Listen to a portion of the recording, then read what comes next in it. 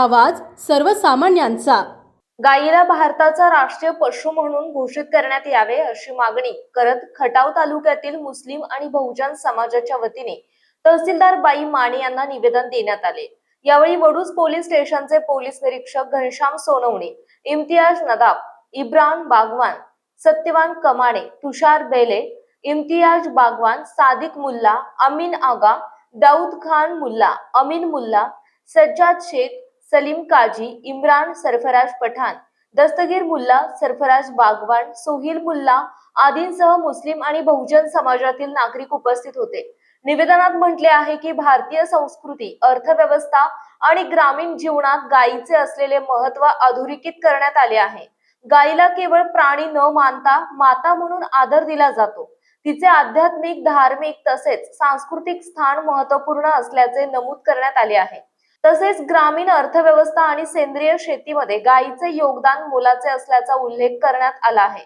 दूध, गोमूत्र आणि शेण यांचा शेती आणि मानवी आरोग्यासाठी उपयोग होत असून गोपालनामुळे पर्यावरणीय समतोल राखण्यास मदत होते, असेही निवेदनात म्हटले आहे। गाय ही शांतता आणि अहिंसेचे प्रतीक असल्याचे नमूद करत गोवंश संरक्षणासाठी अधिक प्रभावी उपाययोजना आवश्यक असल्याची भूमिका निवेदनातून मांडण्यात आली।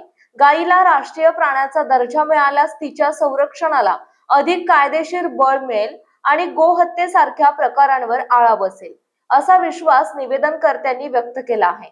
या मागणीची दखल घेऊन केंद्र सरकारकडे योग्य कार्यवाहीसाठी प्रस्ताव पाठवावा अशी मागणी तहसील प्रशासनाकडे करण्यात आली आहे।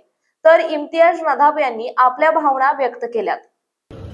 वडूज येथे मुस्लिम समाज आणि तमाम बहुजन समाज, मुस्लिम समाज आणि वंचित बहुजन आघाडीच्या पुढाकारानं गोमाता ही आमचे राष्ट्रीय पशु म्हणून जाहीर झाली पाहिजे, अशा पद्धतीची मागणी घेऊन आम्ही माननीय प्रांतसाहेबांच्या प्रतिनिधित्वामध्ये ती सर्वांची सांस्कृतिक फार मोठी ठेवण आहे।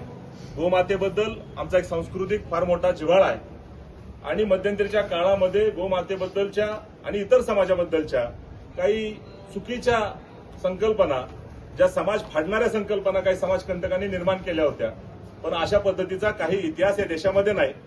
तर देशावर राज्य करणाऱ्या अनेक राज्यकर्त्यांनी, मग ते कुठल्याही जाती धर्माचे असोत, मग आमच्या छत्रपती शिवराय असोत किंवा मग काही मुस्लिम बादशाह असोत, या सर्वांनी गोमातेच्या हत्येची बंदीचा कायदा आपापल्या राज्यांमध्ये केला होता आणि हाच खरा देशाचा इतिहास आहे।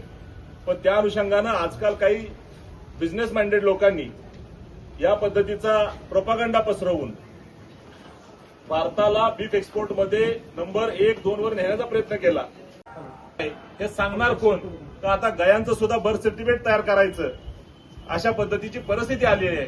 आणि जर ते बर्थ सर्टिफिकेट तयार करायचं असेल तर कायदेशीर तसं वजन निर्माण केलं पाहिजे आणि त्याच्यासाठी गोमातेला राष्ट्रीय पशु म्हणून घोषित केलं पाहिजे। राष्ट्रीय पशु म्हणून घोषित केल्यानंतर काय होईल तर बीफ एक्सपोर्ट करणाऱ्या कंपन्या पहिल्या बंद कराव्या लागतील आणि सगळ्यात पहिल्यांदा बंधनं त्यांच्यावर येतील।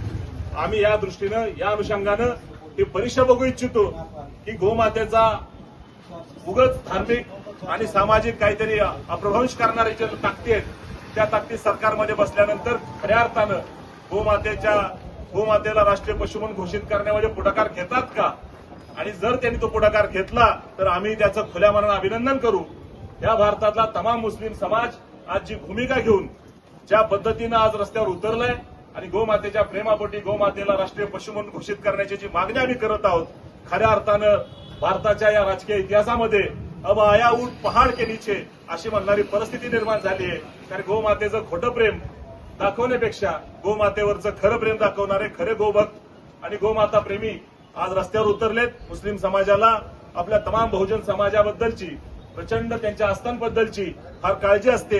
हा देश सुजलाम सुफलाम आहे, तो एकोप्यानं आहे आणि एकोपा बिघडवण्यासाठी गोमातेचा जो वापर याच्या पूर्वीच्या काळामध्ये झाला, त्याला खेळ बसवण्यासाठी आणि ते परमनंटली षडयंत्र हाणून पाडण्यासाठी हा एक सुप्त हेतू आणि गोमातेबद्दलचं हे उदार असं मत प्रेम बहुजन समाज आणि मुस्लिम समाजाच्या वतीनं व्यक्त करण्यासाठी आज हा मोर्चा आणि हे निवेदन या निमित्तानं जाहीर केलं। आणि आम्ही हे संबंधित अधिकारी, माननीय तहसीलदार, माननीय प्रांतसाहेब आणि आमचे पोलीस अधीक्षक या सर्वांना ते सबमिट केलं। इथं आलेल्या मोर्चाच्या सर्व बांधवांचं या निमित्तानं मी हार्दिक अभिनंदन करतो आणि हा मोर्चा आपल्या परिसरातील महत्त्वाच्या बातम्या पाहण्यासाठी मायभूमी न्यूज चॅनलला यूट्यूबवर सबस्क्राईब करा आणि बेल आयकॉन प्रेस करा.